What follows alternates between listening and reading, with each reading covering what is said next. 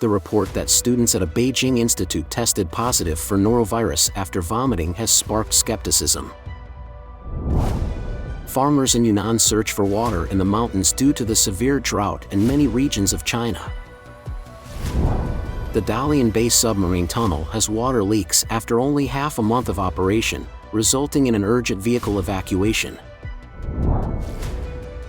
The scandal of a Sichuan official coercing another man's wife has sparked outrage. Haoshi's talk show incident, the company was fined $1.9 million and all shows were suspended. It's all covered in today's China Truths. The report that students at a Beijing institute tested positive for norovirus after vomiting has sparked skepticism.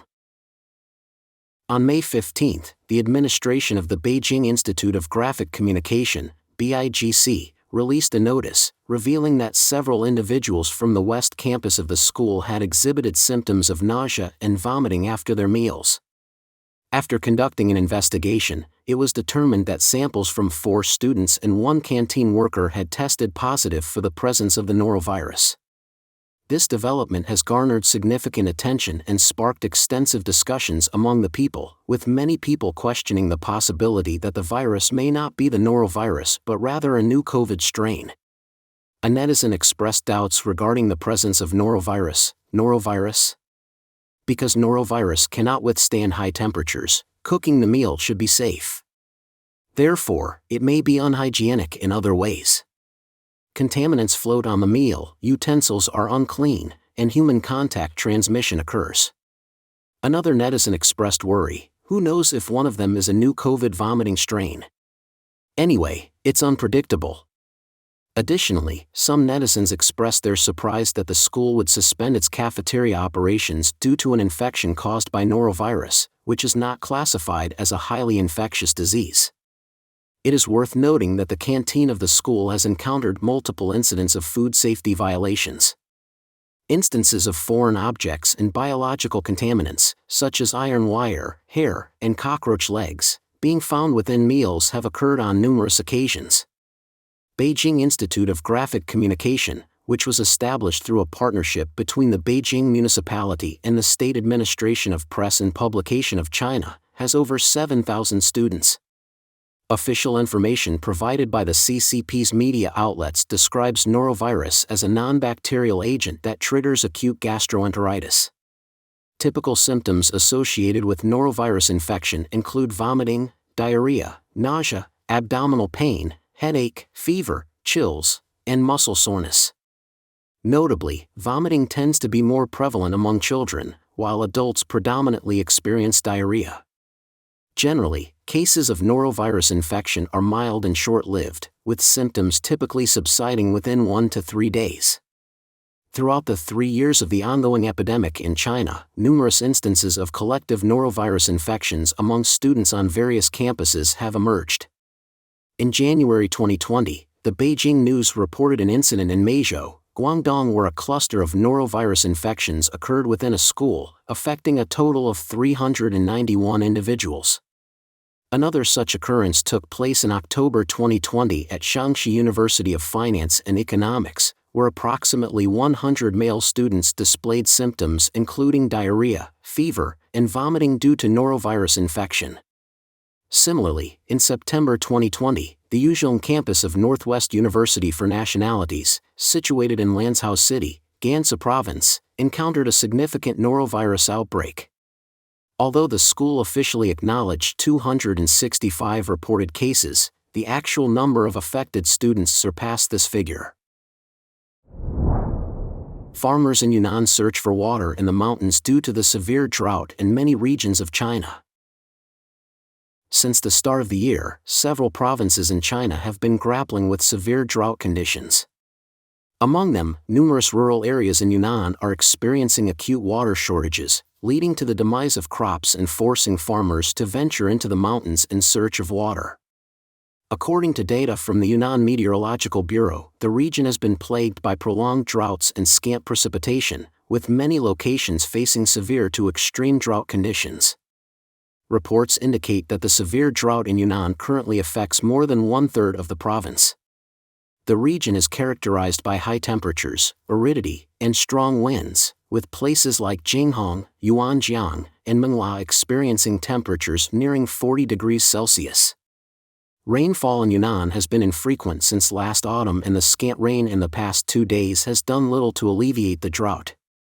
Residents in Yunnan disclosed that the government has not undertaken significant measures for drought relief, leaving farmers with no recourse but to rely on themselves and seek water sources in the mountains. A recently circulated online video captures the plight of Yunnan's farmers, who on May 14 were compelled to retrieve water from the mountains. The individual recording the video remarks, "My friends, water is abundant here, with numerous pipes. Are you interested? Our friends have no water for eating." Today, many people went to the mountains in search of water. As you can see, we've undertaken numerous searches and managed to find a few sources within the span of a few days. Mr. Han, a Yunnan resident, affirmed, "It is indeed dry." From last year until now, Yunnan has received minimal and sporadic rainfall. The water level in Kunming's Dianqi Lake has also plummeted, and the surrounding areas are arid. Mr. Yu, a Yunnan resident, remarked, "Dahong, Yunnan, shares a border with Myanmar and typically receives abundant rainfall each year, making droughts a rarity." Before the rainfall, it was slightly dry and hot, reaching temperatures of 36 to 38 degrees. On May 17, a video surfaced online displaying withered seedlings on parched land. The individual filming the video laments the absence of water and questions how the farmers are managing to survive. The Dalian base submarine tunnel has water leaks after only half a month of operation, resulting in an urgent vehicle evacuation. The Dalian base submarine tunnel, the first submerged tube tunnel across the sea in northern China, serves as a crucial cross-sea passageway linking the Zhongshan district and Ganjingzi district in Dalian City, Liaoning Province. Commencing construction on March 30, 2017, the project spanned 7 years before officially commencing traffic operations on May 1 of this year. However, on May 16, a serious water leak occurred in the tunnel, causing the road to flood and prompting the urgent evacuation of many vehicles. In a video captured by a female driver who entered the Dalian base subsea tunnel, an exclamation of astonishment can be heard, "My God, the subsea tunnel is leaking." The footage reveals a substantial amount of water flooding the tunnel's road surface, streaming out of gaps on the left wall, cascading down from the tunnel's ceiling, and vehicles cautiously traversing through the water. At the tunnel's entrance, several vehicles swiftly execute emergency U-turns, preparing to evacuate. Following the emergence of the video, the local traffic police promptly responded, clarifying that the leakage did not originate from the tunnel itself but rather from the firefighting facilities along the adjacent road leading to the subsea tunnel, which was undergoing maintenance work. The Dalian Base Submarine Tunnel Company also issued an official statement attributing the incident to the disconnection of the firefighting pipeline, resulting in the leak. The tunnel was temporarily closed for approximately 2 hours before resuming operations. However, many netizens expressed skepticism regarding the explanation provided for the fire pipe leak. Some even resorted to mockery, suggesting, "Wouldn't you know who is lying if you were to taste the water?" The fact that the undersea tunnel encountered a serious water leakage incident after only 2 weeks of operation has raised public concerns about the project's quality. On the Chinese mainland, being occurred projects such as bridge, tunnel, and skyscraper projects that collapsed owing to poor construction quality are nothing new. Tragically, numerous regions have witnessed grave accidents involving bridge collapses, resulting in the tragic loss of life. Among these incidents, the collapse of the Tuojiang Bridge in Fenghuang County, Hunan Province, remains a distressing reminder. With a length of 328 meters and a height of 42 meters, the bridge entailed a planned investment of 12 million yuan. It was originally scheduled for completion and traffic opening by the end of August of that year. However, on the fateful afternoon of August 13, 2007, the under-construction Tuojiang Bridge abruptly crumbled, claiming the lives of 64 individuals. The scandal of a Sichuan official coercing another man's wife has sparked outrage. Under the governance of the Chinese Communist Party, CCP, there are countless allegations of corruption and moral misconduct among officials. A recent case involves Wu Changchun, the deputy mayor of Chunli Town in Pingxi County, Suining City, Sichuan Province. Wu was accused of engaging in an illicit relationship with a married woman, prompting a public outcry. On May 5, the victim's relatives posted a complaint on the Sichuan Suining forum, detailing their grievances against Wu Changchun. According to the report, the victim, Lu, had previously enjoyed a contented family life. Lu, employed at the convenience service center in Pengnan Town, Pingxi County, shares a delightful 6-year-old daughter with her husband. However, Wu Changchun, leveraging his position, initiated contact with Lu via WeChat in mid-November 2022. Subsequently, he abused his authority by coercing Lu to meet with him. Despite being aware of Lu's marital status and parental responsibilities, Wu forced her to engage in sexual activities in his car. Subsequently, he used this leverage to manipulate and maintain the improper relationship. The report highlights the victim's vulnerability to oppression and threats emanating from Wu's position of power. Fearing repercussions within her workplace and the potential destruction of her happy family, Wu felt compelled to endure this ordeal silently. However, on April 16 of this year, she reached her breaking point and decided to disclose the entire affair. On May 15, Lu's husband, under the pseudonym Fan Jiang, detailed his wife's suffering to a news media, informing that they are currently going through a separation period before finalizing their divorce. Fan Jiang said that he discovered the illicit affair between his wife and Wu on April 16, leading Lu to file a complaint with the Pingxi County Public Security Bureau, accusing Wu of rape. Nevertheless, on April 19, the Pingxi County Public Security Bureau released a notice stating that no charges would be filed. Fan Jiang stated that during a meeting with the Pingxi County Commission for Discipline Inspection on May 6, he was informed that based on the existing evidence, Wu was demoted to a second-level staff member, thus removing him from his leadership role.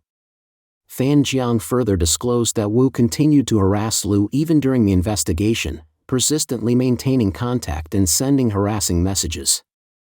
Wu went so far as to threaten and tempt Lu to live with him. Moreover, the aforementioned report letter also exposed that following the incident, Wu's father, an official at the Pingxi County Health Bureau, attempted to resolve the matter by offering Fan Jiang a sum of 20,000 yuan as a means to withdraw the lawsuit. According to the report letter, Wu has engaged in multiple improper relationships and cheating during the department-level cadre exam, without facing any consequences. Furthermore, leveraging his family's influence, he managed to bypass proper channels and quickly elevate his educational qualifications from a junior college graduate to a bachelor's degree. Within a remarkably short time, he ascended from an ordinary poverty alleviation worker to the position of deputy mayor. The news of a deputy mayor in Sichuan coercing another man's wife into a sexual relationship gained significant attention on popular search engines like Baidu and Sina Weibo on May 17. The handling of the case by the local government has triggered a barrage of public criticism. It is not uncommon for CCP officials to face allegations of severe corruption, as well as involvement in sex for power and sex for money transactions, leading to their downfall. Haoshis talk show incident: the company was fined $1.9 million and all shows were suspended. In a recent development stemming from the Haoshi incident, Xiaohua Culture, the hosting company responsible for Haoshis talk show, has been slapped with a hefty fine of over 13.35 million yuan, about $1.9 million, by the Beijing Bureau of Culture and Tourism. Furthermore, the Bureau has issued an indefinite suspension on all performances by Xiaohua Culture in Beijing. In the incident that unfolded on May 13, talk show actor Haoshi faced accusations of offending PLA soldiers by employing Xi Jinping's phrase, "good style can win battles." The recorded show revealed that Haoshi shared a joke about adopting 2 wild dogs, which evoked contrasting emotions. While other puppies chasing squirrels seemed cute, the pursuit of squirrels by these 2 wild dogs reminded him of the 8-word phrase, "good style can win battles." The phrase was initially put forth by Xi Jinping during the Canadian National People's Congress on March 11, 2013. As a result, Li Haoshi faced severe backlash from online users, particularly the Little Pink. On May 15, he took to Weibo to express deep remorse and guilt for the content of his performance on the evening of May 13, announcing his decision to take responsibility and halt all further artistic endeavors. In response to the authorities' crackdown on May 17, Sichuan Culture outlined a series of corrective actions aimed at addressing the negative social impact stemming from the Li Haoshi incident. These measures include the immediate termination of Li Haoshi's labor contract and artist brokerage contract. Furthermore, the company's senior management team and relevant business units will face disciplinary measures, including probation and salary reductions. Qin Xiushi, a mainland China reporter, took to Twitter to sarcastically comment on the harsh punishment imposed on the talk show company. Sichuan Culture was fined 13.35 million and confiscated 1.35 million. This joke can apply to the Guinness Book of Records, the most expensive joke in the world. Young people who aspire to become talk show stars, hurry up and immigrate. There is no future for Chinese talk shows, there is no future for talk shows, and there is no future for China. The comparison between Chinese talk shows and Dancing in Shackles has been made in the past. When Chinese talk shows ventured abroad to North America, the performers finally found an opportunity to deliver jokes that were previously deemed unsuitable in China. In February of this year, renowned mainland talk show actor Qi, also known as Wang Yuqi, embarked on a tour across 5 cities in North America. However, his remarks quickly triggered retaliation and controversy. A YouTube channel by the name of North American Inspector Wang shared impressions of Qi and Huangxi's talk show in a video posted on February 12.